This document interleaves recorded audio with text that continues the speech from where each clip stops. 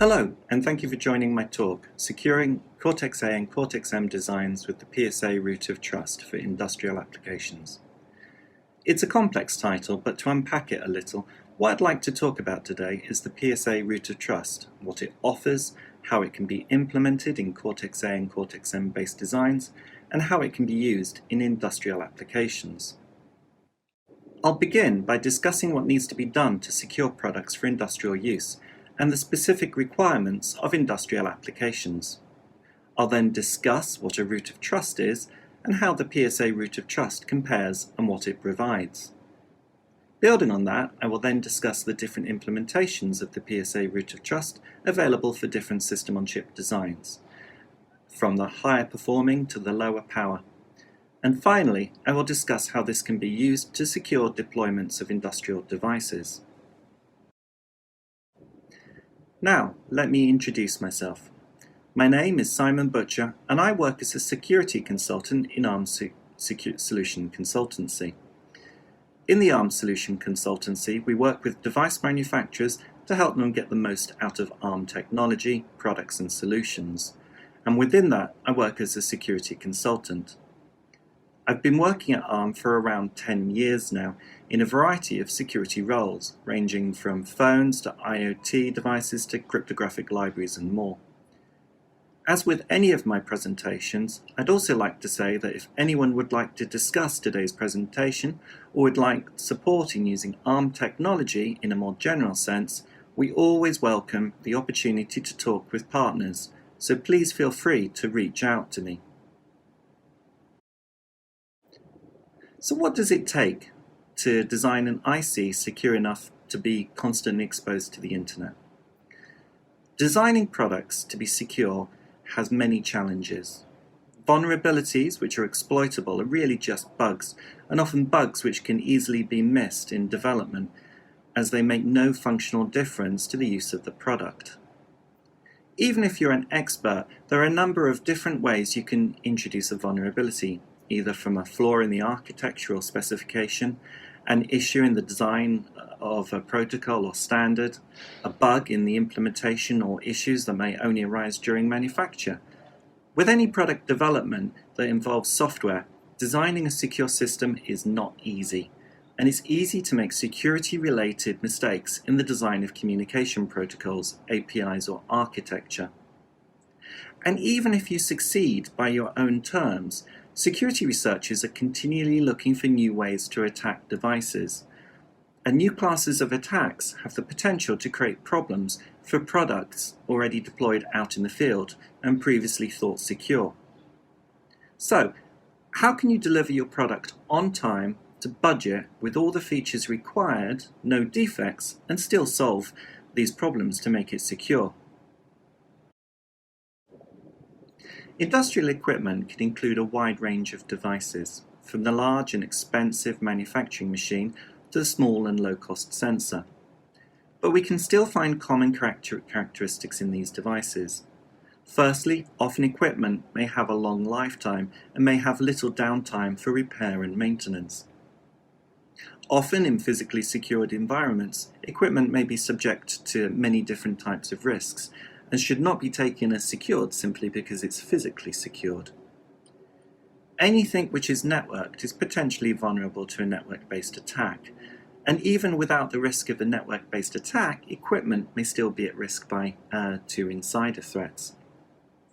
As industrial systems have become more sophisticated, companies have become more exposed if these systems are to be taken down by an attack, such as through malware or ransomware. For such systems with a long lifetime, it's essential to be able to deploy software updates because, as I said, security is a moving target, and types of attacks which have not yet been invented may arise during the lifetime of the product. For such systems, detection of attack, remedy and recovery are absolutely essential, which I'll return to in a moment. Industrial devices can also be characterized as being highly configurable and adaptable. But once deployed, configurations rarely change. Unauthorized changes to a device can be a security issue, whether done remotely or by a busy factory manager who just wants to get a job done. And as I suggested, industrial devices can often be constrained for small CPUs and little memory through to unreliable or intermittent network access. Continuous network access may not be a certainty. So these devices can offer some unique challenges. So how can we secure industrial systems? How can we be sure that no matter what the threat, we can securely detect an attack and recover from it, while still protecting the assets of the system? As I suggested, even with a strong design, a secure development lifecycle, static source code analysis, threat modeling, and any other best practice you can think of, it is still possible to be vulnerable to attack. So if an attack is always possible, the question becomes, if your device is compromised, how can you detect that attack and recover from it? Well, the answer to that starts with a root of trust. Within the industry, the term root of trust can be used in different ways, but in essence it always comes down to a means of establishing trust in the device with an immutable hardware mechanism that can be used by the firmware whilst booting to assert the integrity and authenticity of the code and the hardware platform it is executing on, and to show that both are trustworthy and that neither have been tampered with nor changed. Only once have we established a root of trust in the system can we build a secure system that allows us to detect and respond to an attack. And this leads me into PSA certified. You've probably heard of PSA certified a lot before, but to summarize it in a sentence for those who maybe haven't, PSA certified is a certification scheme that evaluates devices to ensure that they meet a minimum security standard for ICs. Assessments are made by recognized independent labs well known in the industry, and its scope covers IoT devices, platform software, and the root of trust of ICs. A key part of PSA certified is the notion that at the heart of a device there is a PSA root of trust. The PSA root of trust is defined as a separate execution environment isolated from application software and with a defined, controlled and managed interface that can provide a series of security services to the rest of the device. The PSA root of trust is defined such that this isolation can be delivered in a number of different ways, such as with a separate core on a dual-core IC, or with an isolated CPU on an IC, or using TrustZone or TrustZone-M on a Cortex-A or Cortex-M CPU respectively. This isolation and the managed interface restricts the potential attack surface to the PSA root of trust. So even if other parts of the device become compromised, it's much more challenging for an attacker to compromise this part of it. And critically, if they do manage to compromise the rest of the device, they don't get into this partitioned area of the PSA root of trust without finding a secondary attack into it. This means that if a device is compromised by an attack, we can still retain control to at least one part of the device. And from that, we have the potential to detect the attack and recover from it. How? I'll come to in a moment. To expand on this, the PSA root of trust provides a standardized set of security services which can be used by application software or by platform software to help secure the device. Some of these services are foundational and provide the building blocks for higher level security services and functions. An example of this is the cryptographic API, which is fundamental to many services, such as Secure Boot, and is necessary to check the cryptographic signature on firmware to verify its authenticity and integrity. And without such a check, it may be possible for an attacker to place their own firmware on the device undetected. Equally fundamental is the isolation and managed interface, which provides a standardized means of accessing these services.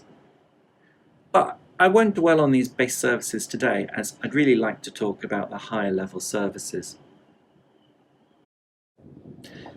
The modern approach to cybersecurity is to recognize that sooner or later an attack will be successful on your network. And what matters equally to trying to prevent that attack from happening in the first place is to prepare for when it does, to detect it, identify it, and respond to it. The principle is embodied not just in standards such as the NIST cybersecurity framework, but also very much in the way that modern security operations centers in corporate IT departments run themselves. The PSA Root of Trust enables and supports this approach by providing a means to detect anomalies and potential attacks, as well as providing a potential means to recover from an attack. First, it provides a standardized event log to record potential anomalies to help identify possible attacks. This is a fundamental security feature and something that is increasingly required in all equipment, and also a requirement of the industrial security standard IEC 62443. Next, it defines a modern attestation scheme suitable for IoT devices. The attestation scheme, which is used by PSA Certified, is currently working its way through the IETF standardization process and is designed for use with constrained embedded devices and should not be confused with the Trusted Computing Group attestation for PCs, which depend on a TPM. It provides a means for a remote entity to assert the integrity of a device's code and data, which has enormous potential for security operations centers to continuously monitor their deployed devices. In the future, I would expect corporate security operations centers to require both attestation and event logging as standard features in all network devices deployed in infrastructure that they're responsible for. Early detection of a compromise is vital to minimize the scope of the attack and the potential cost of that attack. And it's worth remembering that a simple IoT device such as a sensor may not be the end game for an attack, but simply a means to gain access to a network or some other resource to in turn compromise that. Just because a device is trivial does not mean it's not worth securing properly. And if a compromise has been identified, secure update provided by the PSA Root of Trust provides a means to recover. So let's talk about some reference implementations of the PSA Root of Trust. The first I'd like to talk about is Trusted Firmware M, which is part of the Trusted Firmware project. It's an open source project with open governance, which ARM contributes to along with its partners, and provides a reference implementation of the PSA certified APIs, suitable for a Cortex-M MCU. Trusted Firmware M has already been integrated into Zephyr, FreeRTOS, as well as ARM Mbed, and could also be used in a bare metal design or any other RTOS if you wished. It has already been ported to many MCUs by ARM partners, including those that have TrustZone M to provide the isolation that PSA Certified requires, and it has also been ported to other CPU configurations such as dual-core designs. The next implementation I'd like to discuss is Trusted Services for Cortex-A. This is a new project, again hosted by the Trusted Firmware project, and provides a reference implementation of the PSA Root of Trust for Cortex-A, again as an open source, open governance project. It is architected to work in a range of secure processing environments, providing PSA secure services to application code in the normal world. For instance, it can execute within a TEE such as OPTI, operating within the secure world of TrustZone, or it can make use of a secondary CPU, which provides the secure services. A secondary CPU obviously has to be secured and partitioned away from application code, but it can be a separate on-chip Cortex-M CPU. The diagram in the slide is a little simplified, as it doesn't show the secure hypervisor of SEL2 present in the more recent ARM architecture. But if you can imagine a hypervisor in the secure world, trusted services can operate alongside other virtualized services in the secure world, for instance, a virtualized TPM. In this way, a device could make use of both a TPM and still provide a PSA Root of Trust. So bringing this all together, what does it mean? I'd like to conclude my talk with the point that you need to think about securing the system, not just individual devices. A device might purport to be secure in its own right, but nothing is 100% secure. So you need to think about the risk it places on other deployed devices on your network, and also how you can detect and recover from an attack. Does your device support that? A PSA Root of Trust can help you here. It can provide foundational security services you can use and help you to build a more secure device and a more secure system overall. And to that end, it's worth mentioning that it enables and simplifies other security standards, such as IEC 62443. And with that, it brings me to the end of my talk, so thank you for listening. I hope this presentation was informative, useful, and worth your time. As I said earlier, we welcome the opportunity to discuss technology described in these slides with ARMS users, especially OEMs or those who'd like to help or support in adopting PSA certified. If you would like to discuss any of this, please feel free to contact me either directly or by email or from LinkedIn. We're always keen to hear from OEMs and would welcome the opportunity to help our customers. And with that, thank you for giving me your time and listening to this talk.